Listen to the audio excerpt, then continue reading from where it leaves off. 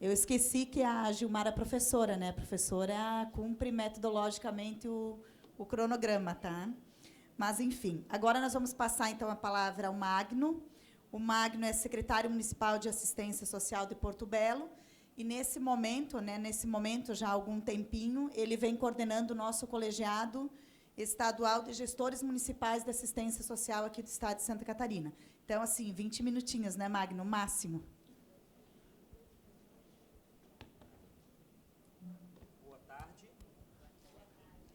Boa tarde a todos e todas.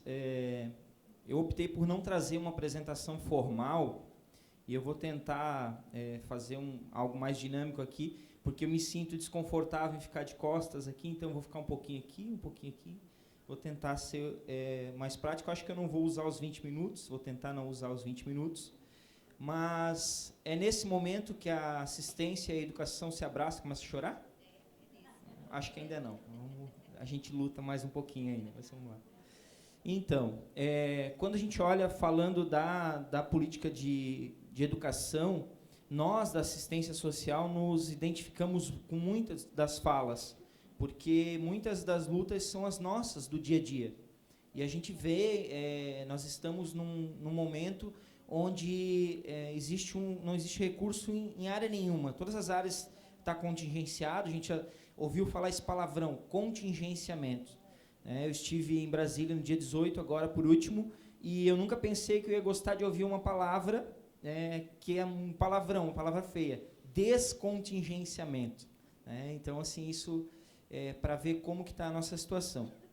Mas, assim como a educação, a assistência social, ela também é pautada pela Constituição Federal. E lá no artigo 203 da Constituição, ela fala que a assistência social é para quem dela precisar. E daí discorre falando sobre proteção à família, à criança, ao adolescente e tudo mais. E no artigo 95 fala sobre o recurso vir da Seguridade Social. Mas existe uma grande diferença entre a política de assistência social com as demais políticas, principalmente saúde e educação. Nós não temos indexador na Constituição. A política de assistência social, ela não tem um mínimo que o governo é obrigado a gastar, tanto o governo federal, quanto estadual, quanto municipal, ele não tem uma obrigatoriedade de gastar um recurso específico. Então, nós acabamos ficando com o que sobra, literalmente o que sobra. A gente viu ali no quadro quão é desproporcional a divisão dos recursos que a União recolhe, governo federal, para o que eles contribuem com a política pública, inclusive de educação, que tem um indexador que diz que eles devem gastar 25%. Imagina, ainda assim, eles arrecadam 57%, distribuem bem menos. Então, imagina para assistência social. O governo federal, nos últimos anos, ele tem vindo com um atraso dos repasses do recurso federal. E nós acumulamos agora, há pouco tempo, o último levantamento que foi feito, um atraso de 2,3 bilhões de reais. Isso é um recurso gigantesco. Pela manhã nós tivemos a reunião do colegiado, onde um gestor, o prefeito que estava ali conosco, falou que recebeu a parcela 01 de 2018. Ele tem 19 parcelas atrasadas de um recurso que era para ser regular e automático. Então, dá para ter uma noção de como que você se organiza dentro de uma política pública como essa. Mas, continua voltando a dizer, ela é para todos que dela precisar. E a gente não pode fechar as portas. Assim como a educação, nós não podemos dizer que eu não vou transportar o aluno, eu não vou atender a pessoa lá no CRAS, no CREAS. Falando um pouquinho, rapidamente, da assistência, eu sei que tem algumas pessoas que não são da área da assistência. Toda a política pública de assistência social está baseada em programas, projetos, serviços e benefícios. Os programas têm nos deixado de cabelo em pé, porque alguns programas não têm continuidade após algum tempo. Abre-se o programa, a gente começa a operar nesse programa e cria-se uma expectativa, depois não tem continuidade. Isso foi visto ao longo dos anos e a construção da política pública de assistência social. Os serviços é que garantem o atendimento às pessoas, assim como o serviço de saúde, assim como o serviço desenvolvido da educação, ele garante o atendimento às pessoas, no CRAS, no CREAS, nos equipamentos, as cidades maiores, onde tem centro POP, e todos os demais serviços, família acolhedora e outros serviços que a gente tem na assistência social. Já os benefícios, eles são, a gente ouve falar muito do Bolsa Família, e algumas pessoas que não têm o entendimento do poder que o Bolsa Família tem, falam que são pessoas que não querem trabalhar, ou que não tiveram a sorte na vida e agora estão buscando um recurso no governo. Mas nós que atuamos lá na ponta, na política de assistência social, nós sabemos o quanto faz a diferença esse benefício.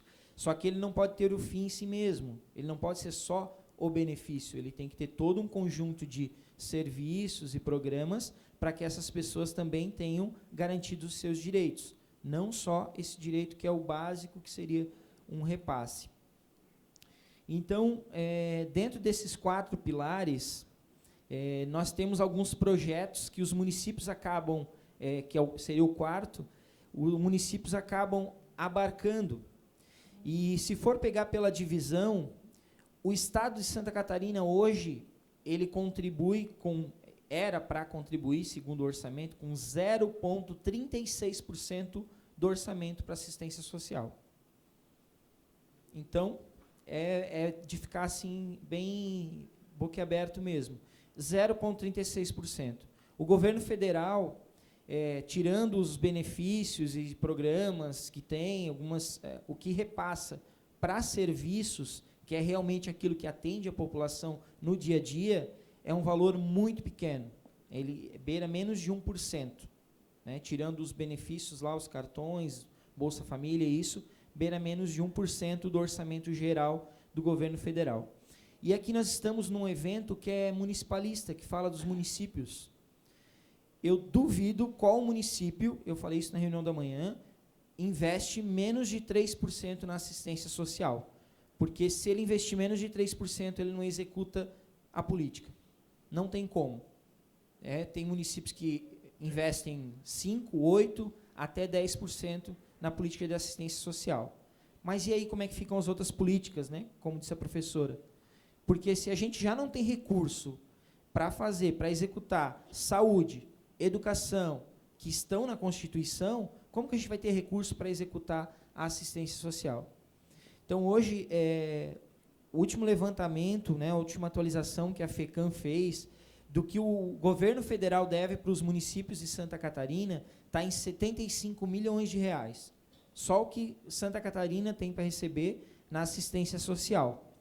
Então, imagina quantas pessoas poderiam ser alcançadas, atendidas, ou simplesmente os municípios poderiam respirar nesse momento, se esses recursos chegassem até os municípios. Então, agora a gente está num momento muito difícil com relação ao repasse de recursos, principalmente do governo federal. O governo do Estado, só para contextualizar, em 2017, pactuou 29 milhões de reais para os municípios, um repasse anual de 2017. 2018, o governo pactuou 14, pagou 10, ficou um saldo devedor para esse ano de 4, e daí esse ano pagou os 4 e cofinanciou mais 11. Mas a gente fala, poxa, 11 milhões, olhando o valor, parece ser um valor alto. Equivale a R$ 2.500, R$ 2.800 por CRAS, por mês. Então, hoje, você não paga um técnico no município, você não paga um assistente social, um psicólogo. Então, dividindo isso, R$ 28 mil por CRAS, que a gente acabou pactuando. Claro que é melhor que nada, claro que no atraso do governo federal, esses R$ 28 mil já ajudam, mas a gente entende que, como está muito longe daquilo que os municípios necessitam. Então, fica essa dificuldade entre a execução da política pública e receber os valores. Mas, nos últimos dias agora, no dia 17, para ser mais específico, deu entrada na Assembleia Legislativa a lei do Fundo Estadual de Assistência Social, a lei do FES. Essa lei estava por conselho, vai para o colegiado, vai para o governo do Estado, e não chegou à Assembleia Legislativa durante 12 anos. Essa lei ficou tramitando, altera texto, muda isso, muda aquilo, que é a lei que vai regulamentar o fundo estadual. E nós agora estamos fazendo um movimento, junto à Câmara dos Deputados estaduais, para que essa lei seja aprovada no seu teor, que ela está ali com tudo que já foi retificado no texto, que daí ela permite, o que hoje o recurso estadual não permite, pagar pessoal, reprogramação automática de dinheiro, repasse fundo a fundo, mais algumas outros pagamentos que atualmente o repasse estadual não permite fazer. Então, com essa lei, a gente vai ter vários avanços. Mas, voltando lá a falar do indexador, continuamos sem indexador. Mesmo no Estado, nós não temos um valor mínimo para ser aplicado na assistência social. Essa lei ela só vai regular o fundo e o que pode ser feito com o recurso. Ela ainda não trata propriamente de uma quantidade mínima de aplicação de recurso. Por isso, na sequência, nós vamos, não sei se talvez 12, 15, esperamos que não, esperamos que essa outra lei não demore tanto, que é a lei do SUAS, do Sistema Único de Assistência Social Estadual. Essa lei do Sistema Único de Assistência Social, ela, na primeira parte dela, dizia que em 2020 era para chegar a 1% do recurso estadual. 2020 já está aí, nós estamos no final de 2019. A lei nem foi para a Assembleia Legislativa ainda. Daí tinha uma progressão que chegaria até 5% em 2030. Mas hoje, analisando, assim, a gente acha que isso é uma certa utopia, a gente tentar lutar por 5% agora. Mas se a gente não lutar pelo menos pelo 1, ou pelo 3, ou pelo 2, a gente vai ficar com essa dificuldade da execução da política pública de assistência social. Então, falando um pouquinho mais sobre a lei do fundo estadual, nós vemos assim o quanto alguns gestores desconhecem a política pública de assistência social, porque ela entrou na Assembleia Legislativa e já de pronto nós temos pedido de vista de deputados. Então a gente vê que esse texto foi amplamente discutido durante anos, tramitou pelos conselhos, Conselho de Assistência Social, por várias comissões, grupos de trabalho. O texto ele está bem limpo, ele na verdade ele teoricamente nem obriga o Estado a fazer o que é dever do Estado. Ele autoriza fazer algumas coisas, mas ele não traz todas as obrigações que já seriam do Estado. Então, hoje a nossa luta é para aprovar essa lei, assim como a colega vem, né, que tem as leis federais e que tem prazo, que vão acabando, a nossa é para ter a primeira lei do fundo estadual que realmente possa regulamentar essas transferências. Então, hoje nos municípios a realidade é de ter que começar a parar serviço. Né? É muito bonito uma oficina que tem lá de jiu-jitsu, de judô, de karatê, de música, e nós temos, os nossos municípios têm isso.